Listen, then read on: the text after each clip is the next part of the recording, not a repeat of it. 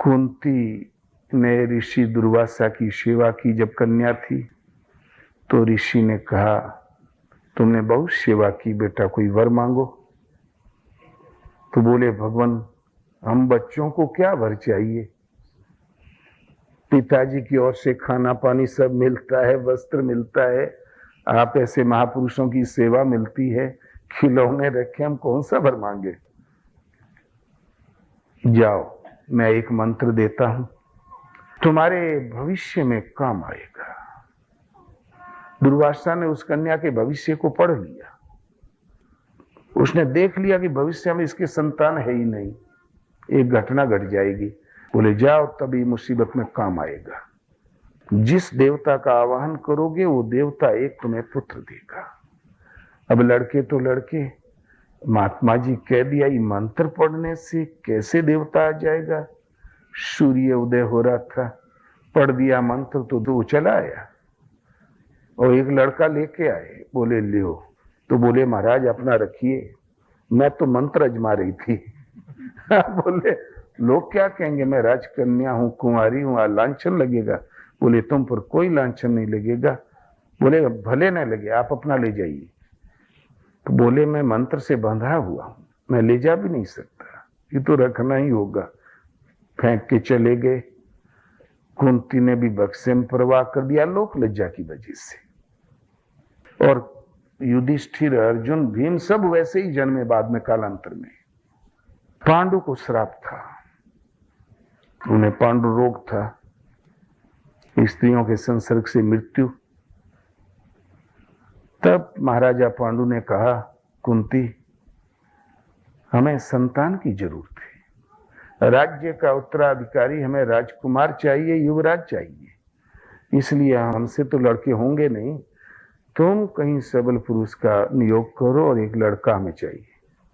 तो बोले नहीं देव, आपको छोड़कर मैं किसी का मुंह नहीं देख सकती। तो पांडु ने समझाया ये व्यवस्था उदालक ऋषि के शिष्य श्वेत केतु ने ये व्यवस्था दी है, एक पत्नी एक पति व्यवस्था, अग्नि की शपथ, फेरा डालना।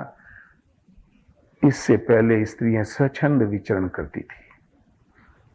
बोले कुछ भी हो, हमारा व्रत है, मैं एक पल नहीं हट सकती, लड़के बच्चे हों चाहे कभी न हो। तब जो उन्होंने कहा कि भाई मैं दुखी हूं, तब बोले आप दुखी हैं तो दुर्वासा ऋषि का दिया हुआ मुझे एक वरदान है, जिस देवता का आह्वान करेंगे वो आ जाएगा।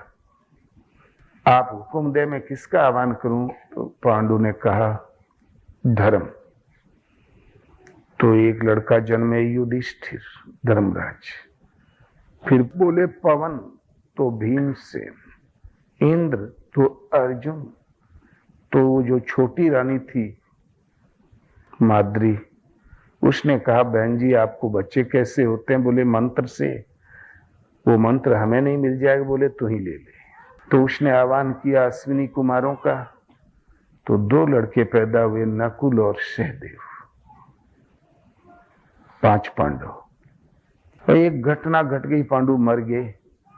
तो माद्री ने कहा बहन जी आप बड़ी हैं, आप समझदार हैं, आप बच्चों की परवरिश कर सकती हैं, मुझ में वो क्षमता नहीं है, मैं सती हो जाऊंगी। वो आग में जल गई चिता के साथ। लेकिन वेद व्यास ने लिखा मोह बस, अत्यधिक मोह बस वो चितारोहण कर लिया माद्री ने, सती नहीं कहा। अरे आगे में कूद जाना कोई सती है, आग में कौन सा सत रखा है। लेकिन सती का संपूर्ण सम्मान दिया तो कुंती को। एक बार पांडव वनवास काल में अज्ञातवास में थे, दुर्योधन की लाखों पीएसी घूम के चली आई, युवराज कहीं पता नहीं। तब कुंती घबरा गई, इन दुष्टों ने मेरे बेटों को मार तो नहीं डाला, कैसी भी रहें, किसी दशा में रहें, जिंदे रहें। बहुत रोई, भगवान कृष्ण की स्तुति किया। सवेरे होते ही कृष्ण खड़े थे दरवाजे पर।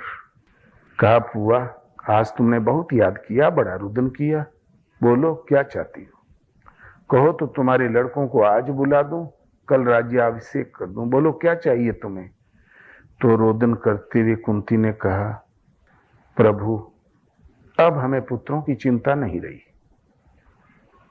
अब एक आशीर्वाद दें, हमें ये वरदान दें कि हमारे ऊपर दुख पड़ा करे। पूजा तो बचपन से करती थी, आए कभी नहीं, किंतु दुख में अंतःकरण के उस गहराई से आ निकली कि आप भागे चले आए। ऐसा दुख सदा पड़ा करे जिस दुख में लिपट के आप चले आवे। कुंती सती इसलिए सती नहीं थी कि वो शादी विवाह की रस्म से, सत्य एक परमात्मा जिनकी एक आह पर भगवान दौड़े आए, उसकी सूरत, उसकी वृत्ति सत्य परायण थी, इसलिए सती।